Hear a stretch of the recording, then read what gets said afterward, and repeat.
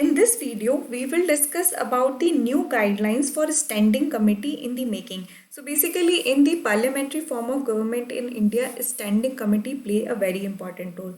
Think about it, parliament in its capacity to sit for a particular amount of time, it becomes very difficult to deliberate on all the kinds of bills and acts that they have to consider, and there is also a case of expertise. So from that perspective, standing committee had a very important role in the Indian legislative functionalities. So let's try to understand what this all is, these guidelines is all about.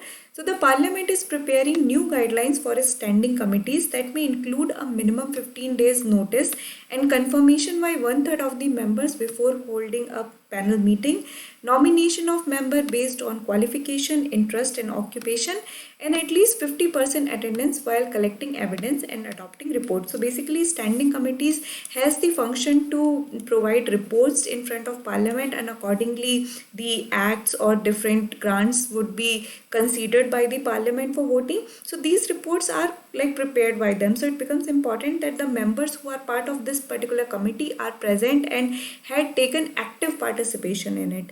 The Rajya Sabha Secretariat has already prepared draft guidelines. Lok Sabha Secretariat still has to come up with the guidelines. Once both Rajya Sabha and Lok Sabha Secretariat finalized on the guidelines, common guidelines will be inked by Rajya Sabha Chairman and Lok Sabha Speaker. So basically, this is the context in which the present, the new guidelines are going to come up. In the next few slides, we will understand what are these new guidelines all about and what all these standing committees major functionality is. So let's move forward.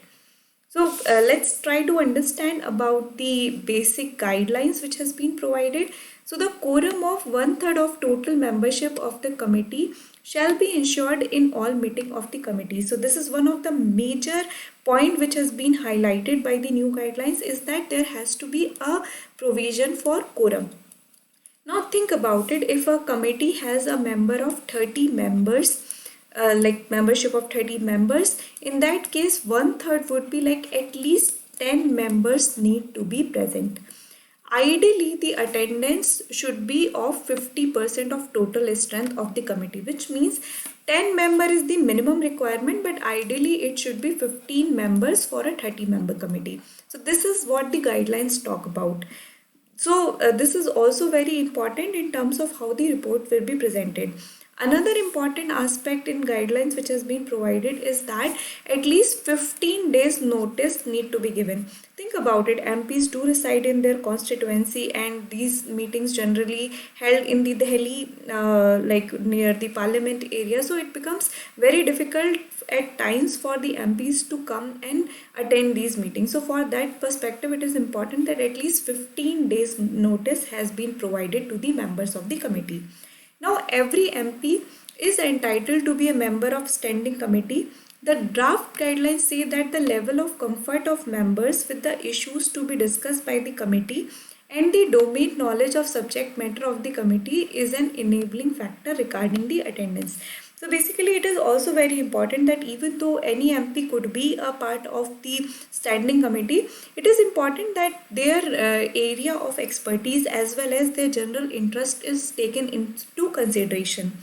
All efforts shall be made to nominate members of parliament on various department related standing committees based on their academic qualification, interest and occupations being pursued. So basically it makes more sense that the person who has been a lawyer, who has the knowledge or interest regarding the law, may be a part of the committee which is related to the law reform. So such kind of mapping should be done at the level of political parties. So this is what guidelines talk about, that political parties should go ahead and nominate those members which they feel is more qualified, or you can say their expertise is more accordance with the what the subject matter of that particular committee is. So these are the basic highlight of the new guidelines.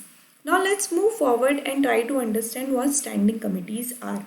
So Indian Parliament, a standing committee is a committee consisting of member of parliament. So basically here the members are also the member of parliament.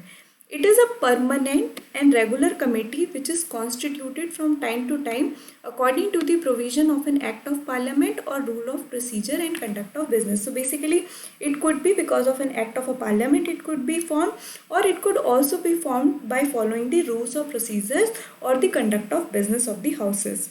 The work done by the Indian Parliament is not only voluminous but also of complex nature. Hence, a great deal of its work is carried out by these parliamentary committees. As mentioned earlier in this video, when we started with these slides, I mentioned that it becomes very difficult with the amount of time which is provided for each session of Parliament to deliberate on each and every topic.